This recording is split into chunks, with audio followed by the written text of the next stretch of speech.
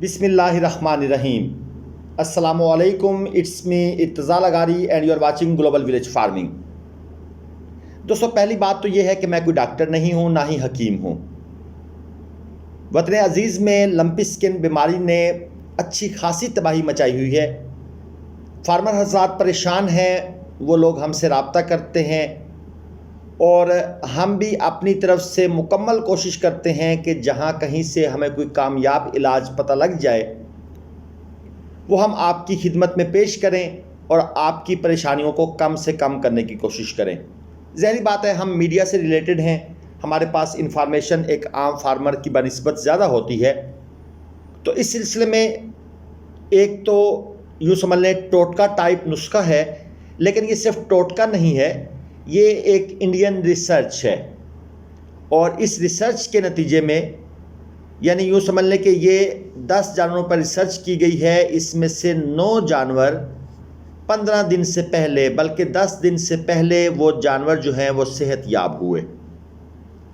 तो क्योंकि ये ऑथेंटिक डॉक्टरों ने रिसर्च की, अगरचे देसी नुस्खा है, लेकिन क्योंकि कामयाब रहा इसलिए आप दोस्तों की खिदमत में पेश कर रहा हूँ। नुस्खे तो और भी काफ़ी सारे हैं, लेकिन क्योंकि ये ग्रंटेड है, सर्टिफाइड है, इसलिए मैं यह आपको पेश कर रहा हूँ। इसके बाद मैं आपको जो दूसरा मेडिकल इलाज है वो भी साथ कुछ बता दूंगा।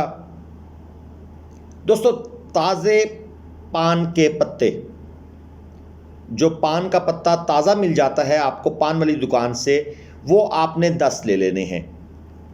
काली मिर्च ये आपने लेनी है 10 ग्राम। नमक, आम नमक जो घर में इस्तेमाल होता है, 10 ग्राम। गुड़ तकरीबन आपने, अगर आपका बड़ा जानवर है तो 200 ग्राम, छोटा जानवर है तो 100 ग्राम के करीब आपने गुड़ ले लेना है। मेरे ख्याल में जो मैंने बातें बता दी हैं ये सब आपको क्लियर हो जानी चाहिए। अब मज़ीद आपका क्वेश्चन नहीं आना चाहिए, क्योंकि अक्सर दोस्त बाद में फिर क्वेश्चन पूछते रहते हैं। अच्छा, अब इनका क्या करना है जी? इन सब को आपने पेस्ट की शक्ल दे देनी है। यानी काली मिर्च को आपने थोड़ा सा रगड़ लेना है, गुड़ को अच्छी तरह पीस देना है, और ताज़े जो पान के पत्ते हैं वो यूँ समझ लें आपने इनके अंदर डालकर इनको थोड़ा सा आपने कूट लेना है। ये एक पिन्नी सी बन जाएगी, एक लड्डू सा बन जाएगा। ये जो लड्डू टाइप चीज़ बन जाए, ये पिन्नी जो बन जाए, ये सारी चीज़ें जो मैंने बताई हैं ये एक जानवर की एक टाइम की खुराक बन जाएगी। एक जानवर की, बड़े जानवर की एक टाइम की खुराक है। जिस जानवर को ये मर्ज हो चुका है, पहले दिन आपने हर 3 घंटे के बाद ये खुराक देनी है। क्लियर? हर 3 घंटे के बाद ये खुराक देनी है। मुझे बच्चों की तरह समझाना पड़ रहा है क्योंकि फार्मर हजरात को बात समझ नहीं आती। दूसरे दिन हर 8 घंटे के बाद आपने ये खुराक देनी है। दूसरे दिन 8 घंटे के बाद आपने ये खुराक देनी है। दोस्तों, कुल 15 दिन ये इलाज करना है। जो रिसर्च हुई है उसमें कुछ जानवर 7 दिन के बाद, कुछ 8 दिन के बाद जानवर रिकवर कर गए, मुकम्मल सेहतयाब हो गए। मेरे ख्याल में सस्ता सा नुस्खा है, इस पर कोई इतना ख़र्चा नहीं है। नमक भी घर में होता है, गुड़ भी घर में होता है, काली मिर्च आपको बाज़ार से ख़रीदनी पड़ेगी, और पान के पत्ते आपको पान की जो दुकानें हैं वहाँ से मिल जाएंगे। तो ये एक सिंपल सा नुस्खा है और बाकायदा सर्टिफाइड है, क्योंकि आपको पता है इंडिया में ये बीमारी पाकिस्तान से पहले, बल्कि बहुत पहले से वहाँ मौजूद है। पाकिस्तान में तो अब आई है।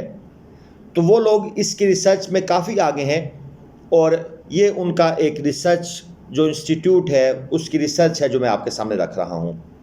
अब इसके साथ साथ आपने जो दूसरा मेडिकल इलाज है उसमें अगर जानवर को सिर्फ बुखार है तो उसके लिए लॉक्सिन का टीका सुबह शाम ज़रूर लगाएं, अगर सिर्फ बुखार है।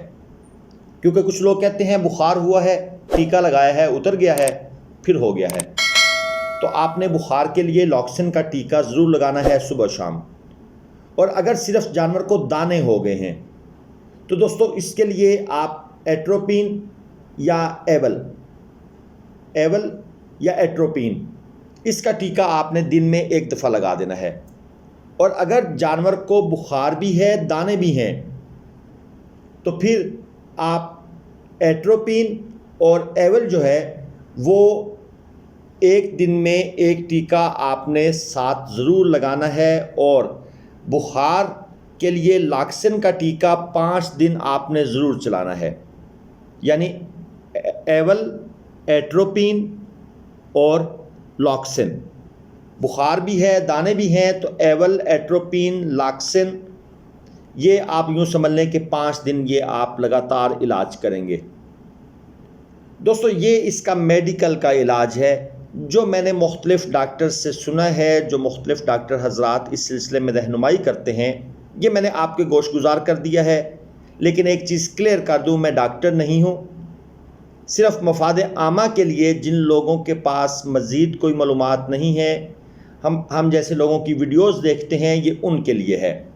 आप बेशक किसी डॉक्टर से मशवरा कर लें, कंसल्ट कर लें, उन्हें कहें कि भाई ये नुस्खा बताया गया है, क्या ये अमल करें, तो इंशाल्लाह आपको हर डॉक्टर कहेगा जी ओके है, आप इसको इस्तेमाल करें।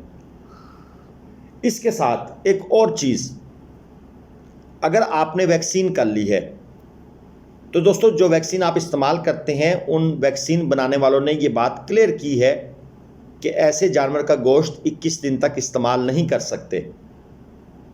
तो ये जो लोग आजकल वैक्सीन करवा रहे हैं और उस जानवर को कुर्बानी पर ज़िबा करना चाहते हैं, तो याद रहे वो गोश्त जो है वो मुज़र सेहत होगा। ये चीज़ शायद आपके लिए नहीं हो, लेकिन जो फैक्ट्स हैं वो मैं आपके गोशगुजार कर रहा हूँ।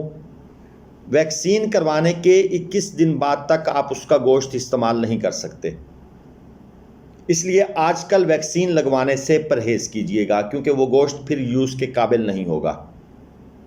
ये जो विजुअल्स आप देख रहे हैं, ये हैं दोस्तों मुल्तान मंडी के। ये साथ एक ज़िमनी बात अर्ज़ करता चलूँ, कुछ लोग पूछ रहे हैं कि क्या मुल्तान मंडी अब लगातार लग रही है? जी दोस्तों, मुल्तान मंडी अब लगातार लग रही है। सुबह नमाज के बाद से ये स्टार्ट होती है और 11 बजे तक ये चलती है, और इसी तरह शाम को 5 बजे स्टार्ट होगी और रात के 8 बजे तक, यानी मगरिब के बाद तक ये चलेगी। जानवर कम होंगे, छोटे एरिए में लगेगी, 1.5 से 2-3 एकड़ के करीब, और यहाँ आकर दोस्त अगर कम तादाद में जानवर ख़रीदना चाहते हैं तो वो ख़रीद सकते हैं। इसके अलावा हमारा कांटा जो है वो भी चलता रहेगा।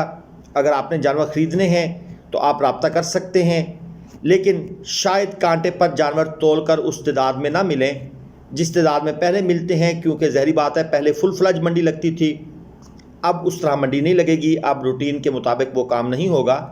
तो जो लोग कुर्बानी के नॉर्मल जानवर ख़रीदना चाहते हैं या थोड़े भारी जानवर ख़रीदना चाहते हैं, तो उनकी इतला के लिए अर्ज़ है कि मंडी रूटीन के मुताबिक लगेगी।